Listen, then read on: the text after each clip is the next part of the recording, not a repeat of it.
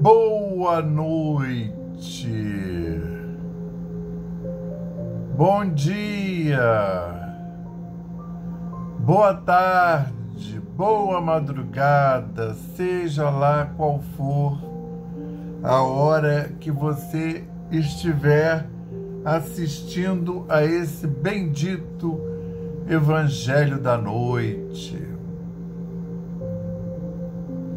Mais uma vez reunidos para realizarmos hoje o culto do dia 3 de abril de 2025. Entenderam? É uma quinta-feira e eu vou liberar, o vídeo é liberado um pouco antes das 19h30, que era a hora usual da nossa reunião, quando ela era presencial. E nós vamos iniciar o nosso culto com a leitura de uma dessas páginas inspiradas que o Espírito de Emmanuel nos legou para fazer a ambiência, né? A nossa ambiência. Né? Hoje é o Vinha de Luz e é a lição 35. Vamos contar com o... Olha que maravilha isso. Nós vamos contar com a luz para nos auxiliar. A lição 35 do Vinha de Luz é intitulada Que Pedes? Louco, esta noite te pedirão a tua alma. Jesus em Lucas, capítulo 12, versículo 20. Que pedes à vida, amigo? Os ambiciosos reclamam reservas de milhões. Os egoístas exigem todas as satisfações para si somente. Os árbitros solicitam atenção exclusiva aos arbitrários. Peraí, que essa música eu acho que tá alta. Tá me distraindo. Os arbitrários solicitam atenção exclusiva aos caprichos que lhes são próprios. Os vaidosos reclamam louvores. Os invejosos exigem compensações que lhes não cabem. Os despeitados solicitam considerações indébitas. Os ociosos pedem prosperidade sem esforço. Os tolos reclamam divertimentos sem preocupações de serviço. Os revoltados reclamam direitos sem deveres. Os extravagantes exigem saúde sem cuidados.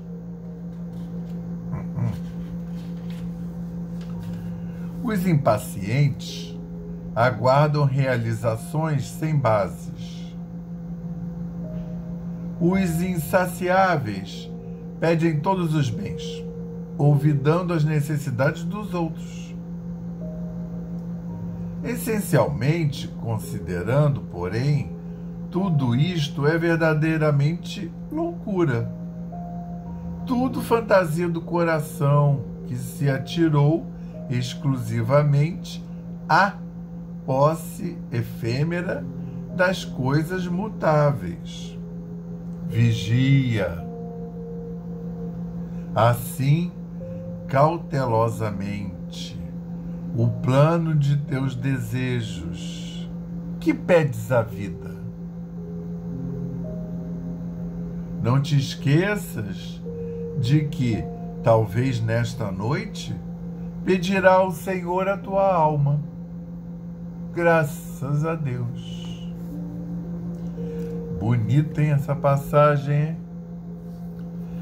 Graças a Deus e graças ao Espírito Santo de Deus. E graças também ao Cristo de Deus.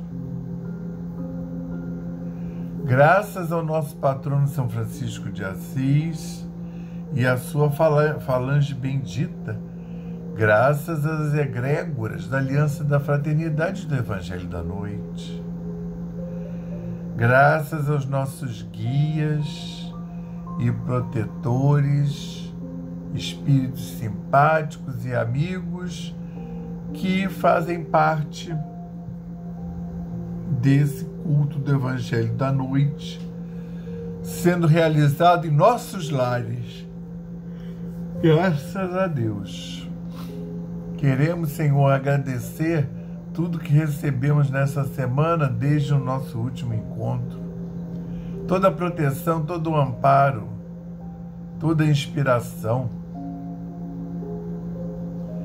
toda essa inspiração nos diversos ambientes aonde circulamos, que possamos ter levado essas vibrações a lures. Então, aos teus pés, Senhor, queremos agradecer a mais essa oportunidade de trabalho, de comparecimento e de harmonização e reenergização. Pedimos a tua presença nesses próximos 43 minutos, em que estaremos em contato com a espiritualidade superior, que estará visitando os nossos lares, sanitizando-os, assim como os nossos corpos, que são os nossos templos. Abençoa, Senhor, esses minutos que passaremos juntos com a espiritualidade superior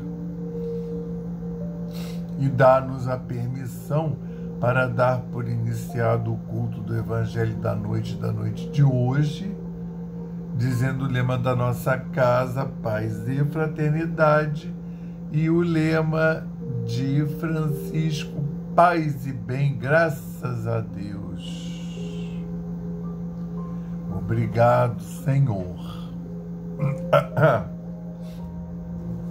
Então, nós vamos fazer o culto de hoje,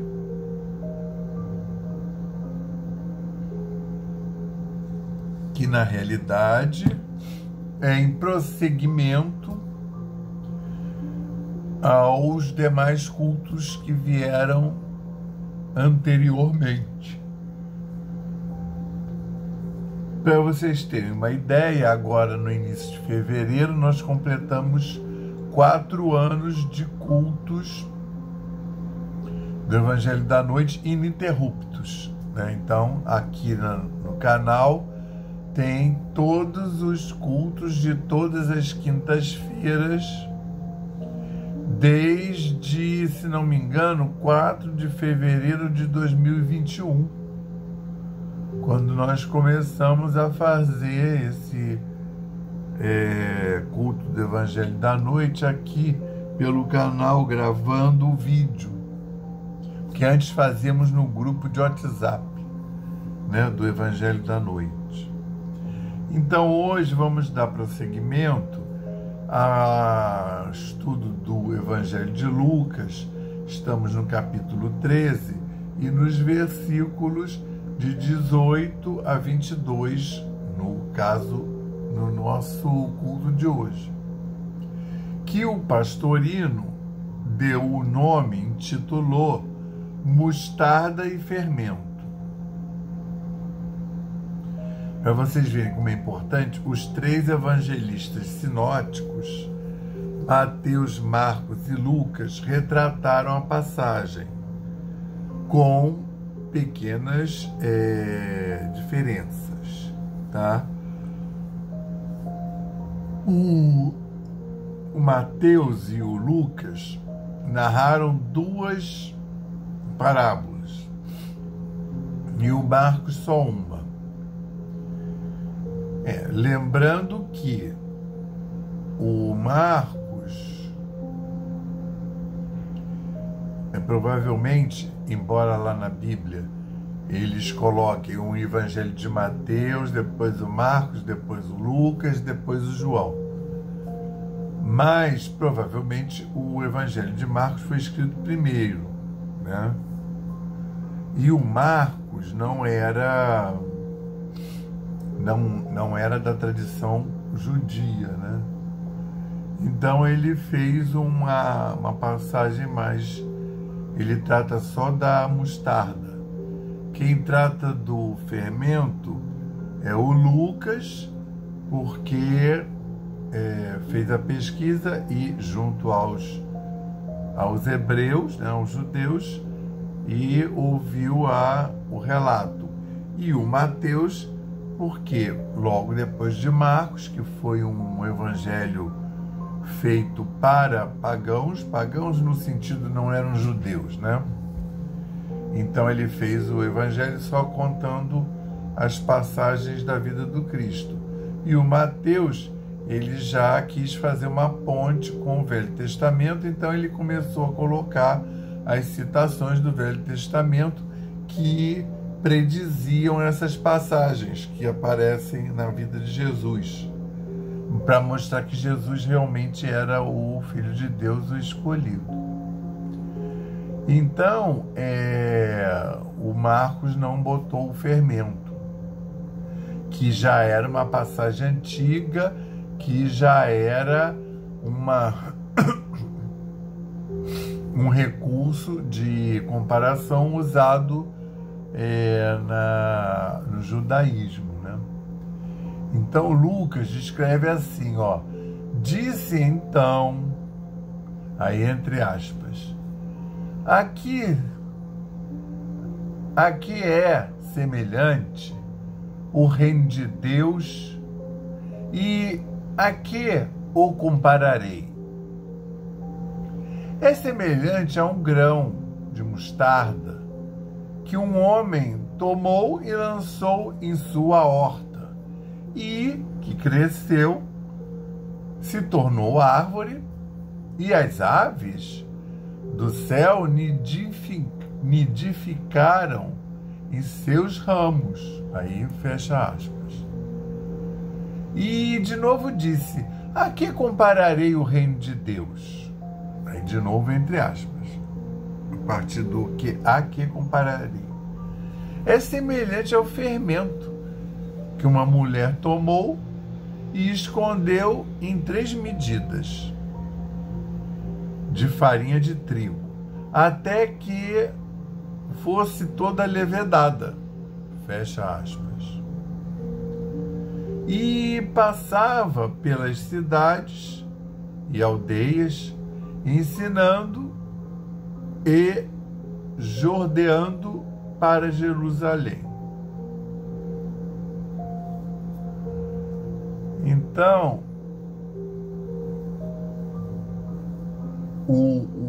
como eu estava falando, o Marcos, ele só conta a passagem da mostarda, tá? E dizia: aqui se assemelha, aqui assemelharemos o reino de Deus, ou com o que o representaremos? Como um grão de mostarda, o qual sempre que se semeia na terra, sendo a menor de todas as sementes sobre a terra, e sempre que se planta, cresce e se torna a maior de todas as leguminosas, e faz ramos grandes, de forma que sob a sua sombra podem as aves do céu nidificar.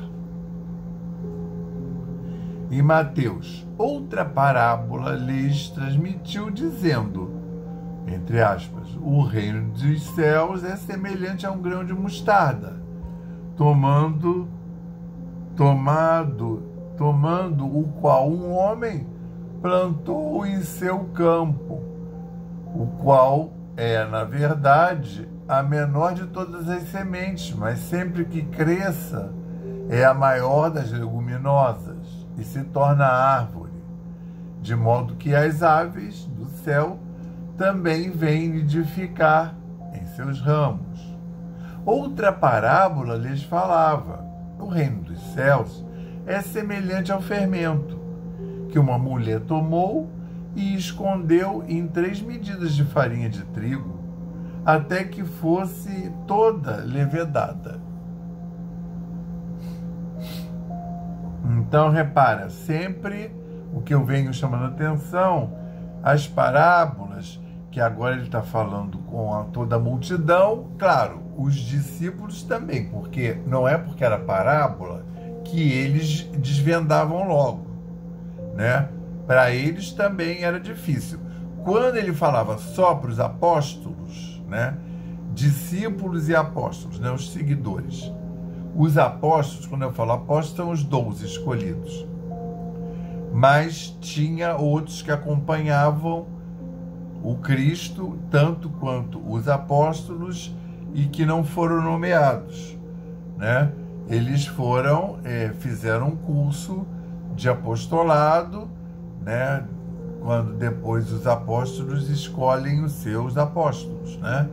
Cada dupla de apóstolos escolheu 12 apóstolos, né? Então tinha muito mais gente habilitada a fazer o apostolado, e que de fato fez, tá?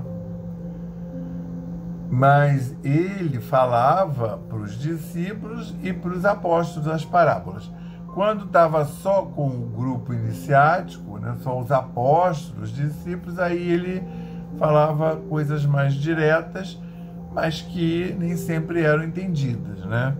Mas as parábolas também, dependendo da parábola, né, da semana passada, do figo, né, da figueira que não dava fruto, é uma parábola difícil, né? E lembrando que quando ele vem falar de reino dos céus, aí mesmo é que ferra tudo. Por quê? Porque não tinha, primeiro não eram iniciados, né? Vamos lembrar, era um grupo humano, nós, planeta Terra, há 2000 e tantos anos, era um grupo humano que estava ainda se estabelecendo em sua fé, em suas religiões, entendeu? A não ser aquele pessoal lá do Oriente que já estava lá há 6.000 anos, né? Esse povo lá do budismo, do taoísmo e do confucionismo, eles já tinham mais tempo. Mas estávamos todos em ascensão.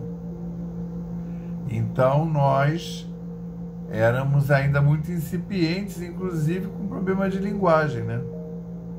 Então, na verdade, quando você falava, eu vou fazer um ensinamento, muitas vezes, por exemplo, o reino dos céus não dava para você explicar, não tinha linguagem.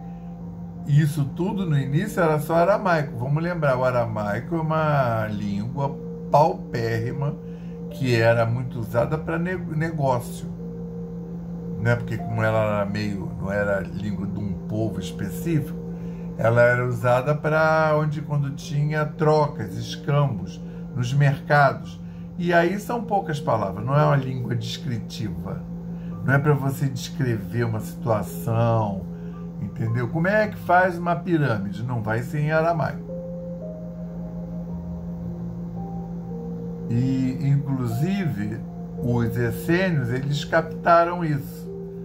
Então, eles eram um povo copista, né? Eram judeus que tinham uma outra denominação que era mais ligada às raízes, e eles se dedicavam mais ao o fazer da religião, o fazer moral interno do que o externo.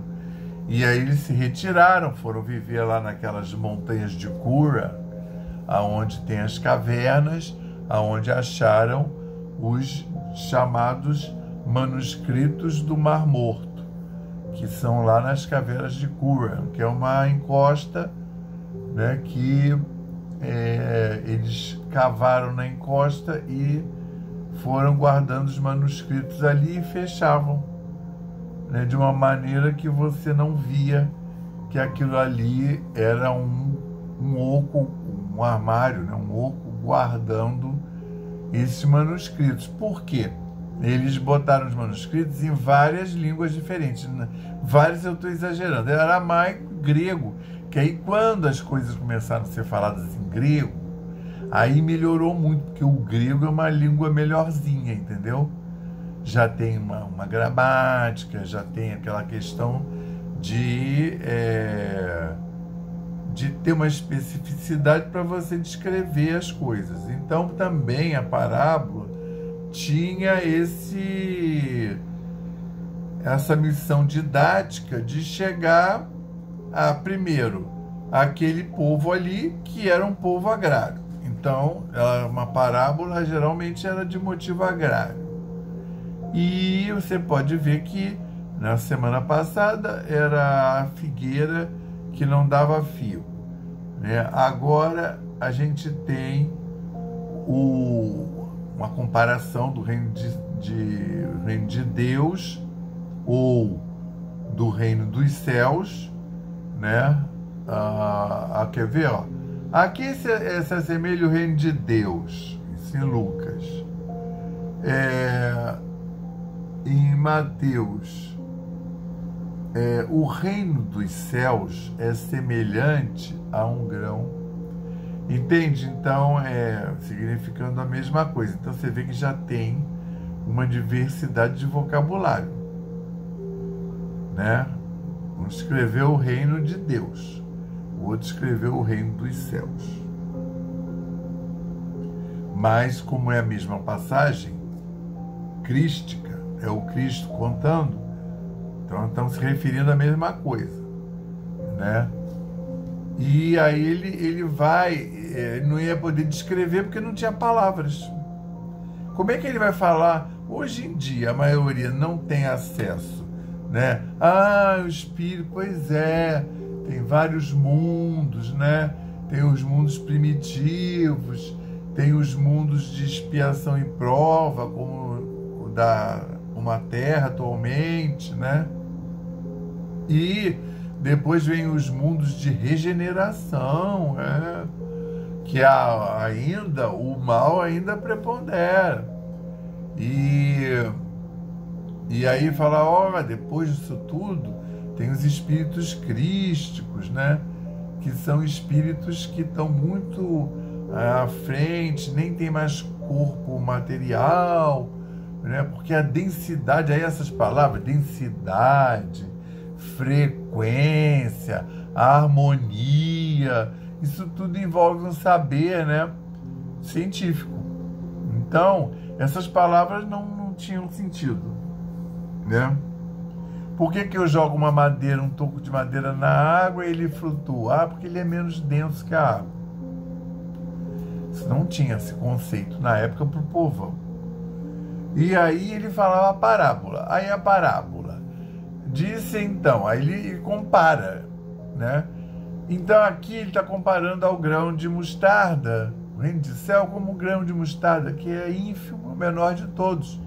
Mas quando ele germina, vai dar uma árvore de 3, 4 metros, frondosa, na qual os passarinhos podem até nidificar, fazer ninhos. E aí fica todo mundo maravilhado. Mas vamos lembrar que ele deu vários exemplos. Por exemplo, ele já falou que o reino dos céus é como um tesouro escondido, enterrado num terreno, né? que uma vez que o homem sabe que tem um tesouro ali no terreno, ele compra aquele terreno por qualquer preço, mesmo que não tenha nada no terreno. Porque ele sabe que tem um tesouro ali enterrado. Então, a metáfora é a nossa vida terrena de relação, né, uma terra que esconde um tesouro. Ele já comparou, Cristo, já comparou o reino de Deus a uma pérola dentro da ostra no fundo do oceano. Você olha assim, não vê nada demais. Então, o que ele está fazendo? Tentando mostrar que a descoberta do reino de Deus, que aí é uma coisa para fora, né? A descoberta do reino de Deus. Na página de abertura falava o que pedes. E é o cara que pedia, né? No caso, ele ia construir silos maiores para guardar a fortuna dele. E aí, o que pedes? Louco, nessa noite te pedirão tua alma. Te pedirão uma figura para aquela época, né? Ninguém vai pedir nada, nem mesmo Deus. A pessoa chegou o tempo dele retornar à pátria espiritual. E eles querem chamar a atenção o quê? Para que você vai se debruçar sobre essa herança material se você vai morrer essa noite e não vai levar? E aqui, será que o terreno é importante?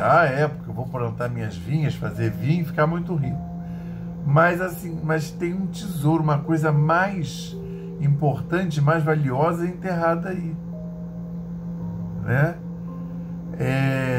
Que não está aparecendo, que é a pérola dentro da ostra no leito do oceano, ou que é o grão de mostarda, que é menor das sementes, muito pequena, e que quando é plantada dá uma árvore frondosa. Ou seja, se a gente focar na nossa existência em encontrar essa árvore frondosa, essa semente ínfima que a gente não está vendo, porque a gente está valorizando mais o material, e em vez de focar no que realmente existe para além da matéria, que é o espiritual. Então, repara, quando Cristo fala para o jovem rico, eu faço tudo, eu sigo os preceitos, se eu prejudico alguém, eu faço ressarcimento 3 vezes mais do que eu prejudiquei. O que falta para mim? Falta doar todos os seus bens materiais. E aí o doar não é doar para ficar com nada morando embaixo da ponte. É você abrir mão. Não é nem abrir mão, porque abrir mão dá a impressão que tem um sacrifício muito grande. Na verdade, na nossa caminhada evolutiva, a gente vai descobrir dentro de nós, nesse Cristo interno, esse tesouro que está enterrado lá no terreno do moço. Essa pérola que está dentro da ostra, que a ostra está lá no lodo, no meio do fundo do leito oceano. Então, o que está faltando para a gente fazer essa conexão. É claro que todos que estão agora aqui assistindo a esse culto estão botando um pezinho lá nessa conexão, porque estão fazendo essa conexão. Vamos dizer que assista o culto uma vez por semana. Mas o ideal é que você tenha um culto no lar, com a sua família, né? Que você tenha uma atividade, pelo menos uma vez por dia, que você pare e faça essa conexão, né? Ou um momento de oração seu, né? Que você faz você lê uma página, um desses livrinhos aí, Vinha de Luz, Fonte Viva, Caminho, Verdade e Vida, Pão Nosso, ou outro qualquer, e aí você sintonize, não precisa falar nada. As pessoas acham que que tem uma fórmula muito complexa, que tem tipo um ritual muito cheio de passos, e é você ler uma página, pensar sobre ela, fazer se dirigir à entidade maior, mais alta, e fazer essa conexão e trazer essa vibração para você, para sua casa, para o seu corpo, que são seus corpos, que aí você vai ser beneficiado. Entende? O reino dos céus é como um grão de mostarda. Aí ele já comparou, né? Se vocês tivessem a fé do tamanho do grão de mostarda, você diria para aquela montanha, mova-se, e a montanha se moveria. Ele não, claro que ele não é um bruxo falando de um feitiço para mover um corpo material como uma montanha, mas ele está falando da sua vibração, da sua fé, do tamanho de um mostarda, o grão de mostarda, se conectando com essa espiritualidade superior, que é como a gente deve pautar a nossa vida, e tendo essa fé do tamanho de um grão de mostarda, a gente conseguiria remover os grandes obstáculos da nossa vida, as grandes montanhas que a gente tem que suplantar, de dor, de doença, de sofrimento, se conectando. Eu não estou pregando abandonar nenhum tratamento material para fazer só uma ação espiritual, porque a gente está nesse plano material e nos foi dado toda essa medicina, toda essa ciência que é para a gente usar, né? Senão não teria sido dado. Então, mas aí assim, a gente usa a ciência em conexão com a espiritualidade, né? Para que a espiritualidade possa agir da melhor maneira possível através dos remédios, dos doutores, das terapias, tá? Não é para você jogar tudo para ficar só, ai meu Deus, vai acontecer um milagre. Até porque a gente não tem essa conexão tão boa assim, né? Essa que é a grande verdade, né? Lembra do Pedro? Eu também quero ir andar sobre a água. Jesus fala, vem. Para Jesus não tinha problema. O Jesus já estava sobre a água. E aí o Pedro vai naquele afã, eu vou. E aí ele dá uns passos sobre a água, só que ele fica surpreso. Fala, não é que funciona mesmo? Então, assim, ali já vem a dúvida. E aí ele começa a afundar. Aí Jesus dá a mão para ele e pergunta, por que duvidaste? Então a gente pode resolver os nossos problemas? Podemos. Fazendo essa conexão sincera, não é milagre. É um preceito que o Cristo trouxe. É uma lei da energia universal. Né? Você recebe de volta o que se jogou para o universo. Você vai ter essa energia desse maná espiritual, essas energias balsâmicas chegando até a sua vida, até o seu lar, até a sua família, uma vez que você faça a conexão. Entende? Não é só pedir. O pedir é uma forma da conexão. Então você tem que ter fé ao pedir. Você tem que estar conectado. Quando? Uma vez por semana, no domingo, na hora da missa, ou uma vez por semana no culto lá do Centro Espírita. O preceito de Kardec é orai e vigiai. A vida é um enorme culto. Então, assim, eu preciso largar tudo e me enfiar num convento, num retiro. Não. Ao contrário. É para você andar pela vida levando essa conexão. Porque você vai ser a antena, em cada lugar que você estiver, você vai ser a antena para trazer essas vibrações maravilhosas para todos aqueles que estarão ao seu redor. Não é uma maravilha? É como a telefonia. Se não tiver antena por perto, você não tem o sinal do celular. E ali, na hora que a oração que eu faço, é que a gente, quando termina, a gente vai voltar para os nossos afazeres no mundo, levando essa vibração maravilhosa que a gente auriu aqui. Então é plantar o grão de mostarda. É nas mínimas coisas que a gente vai ter essa conexão, através das mínimas coisas e nas mínimas coisas. Então agora nós vamos passar para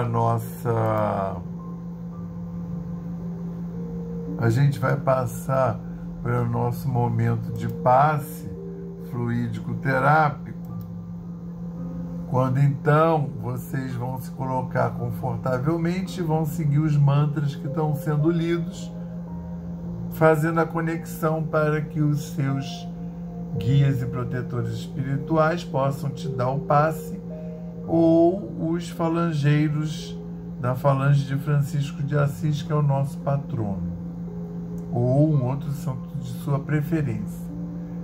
Elevemos mais uma vez os nossos pensamentos ao Pai e confiemos. Nós pedimos ao Cristo para que possam os nossos amigos espirituais, juntamente com os protetores de cada um aqui presente, realizar, através deste passe fluídico terápico, o tratamento particularizado, de acordo com as necessidades que cada um apresenta. Que seja suavemente depositado em nosso corpo fluídico, mental e físico o remédio advindo das camadas superiores da vida, tão bem preparados por corações amorosos para nos atender. Rogamos ainda que os benefícios deste passe se estendam aos nossos lares, envolvendo de forma carinhosa nossos familiares, parentes e amigos, proporcionando-lhes igualmente tratamento eficaz. Intimamente pedimos forças para desenvolver em nós coragem, discernimento, paciência e bom ânimo em nossa lida diária, nos colocando agora na posição de receptores abertos à boa influência do alto, alentando a nossa consciência de que somos seres oriundos e viventes no universo de Deus.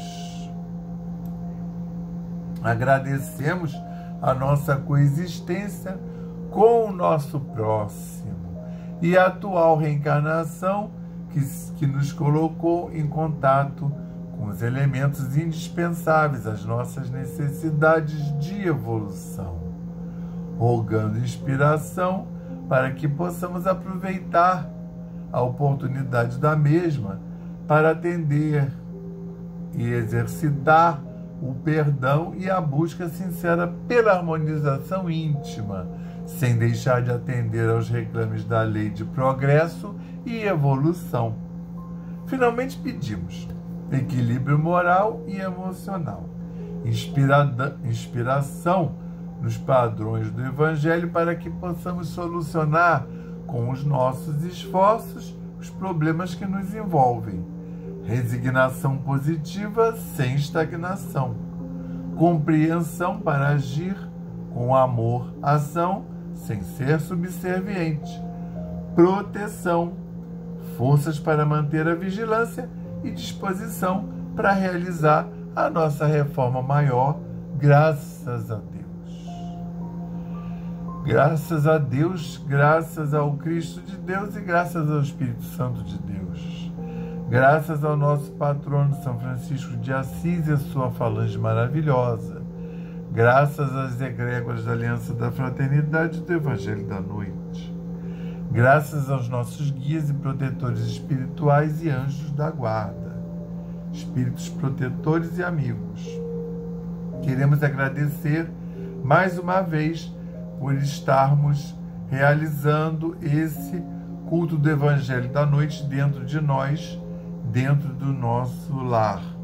Que possamos ter recebido de portas e janelas abertas essa caravana de amigos espirituais elevados que vieram sanitizar os nossos lares e também fazer a reharmonização e reenergização de nossos corpos, que são os nossos templos, né? Que todos esses que convivem conosco no nosso lar possam ter sido igualmente beneficiados. Queremos ainda mandar um quanto de energia para Gaia, o planeta Terra, para essa humanidade encarnada e desencarnada, para a transição planetária, o envolvimento e a inspiração de todos esses líderes espirituais encarnados e desencarnados que possam ser envolvidos, amparados e conduzidos na paz do Cristo. Que nós possamos enviar também um quanto de energia para todos esses problemas que estão ocorrendo na Terra atualmente, essa beligerância, os lugares de guerra e aqueles líderes materiais que estão em momentos críticos de atitudes, que sejam muito envolvidos e amparados para que possam ter a melhor atitude, a melhor palavra, ou então até o melhor silêncio, né? Que possam ser muito envolvidos, tanto eles quanto as etnias que os seguem, aquelas pessoas que são contra, que são a favor, que elas possam ser esclarecidas, né, no contra e no a favor, e que todos nós possamos nos elevar. Vamos fazer 30 segundos de silêncio quando colocaremos as nossas demandas e pedidos por terceiros.